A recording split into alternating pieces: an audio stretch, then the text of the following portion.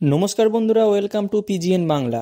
এই ভিডিওতে আমরা মোহনবাগান দল সম্পর্কে বেশ কিছু ইন্টারেস্টিং আপডেট দিতে চলেছি এবং ভিডিওর শেষে জেমি ম্যাকলারেনের অফিসিয়াল অ্যানাউন্স ডেট সম্পর্কে বলতে চলেছি।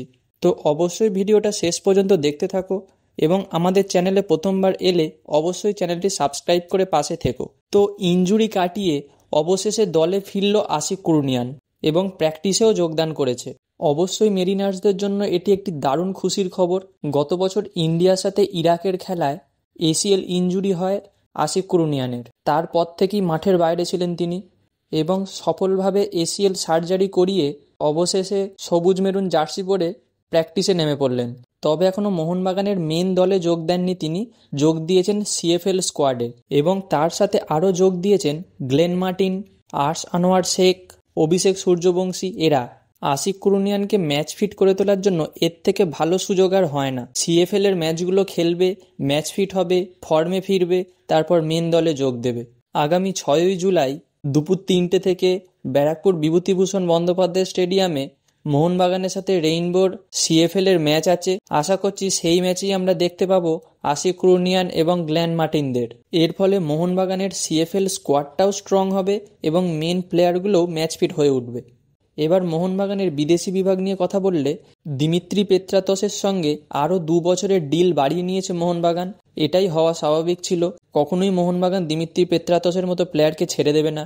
2024 পর্যন্ত ডিল ছিল, সেটা বাড়িয়ে 2026 পর্যন্ত করা হয়েছে। এবার গতকাল থেকে আর একটা রিউমোর ঘোরাঘুরি করছে একজন স্প্যানিশ মিডফিল্ডার যার নাম ডেভিড ডেল পোজো।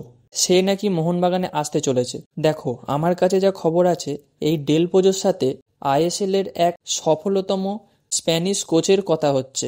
এবার সেই দিক থেকে দেখতে গেলে মোহনবাগানের মলিনাও আছে, আবার ওড়িশা এফসির সের্জিও লোবেরাও আছে। এবার যেহেতু ওড়িশা এফসিতে আহমেদ জাহুর মতো একটা প্লেয়ার আছে, সেখানে তারা কেন ডেল পোজোকে নিতে চাইবে?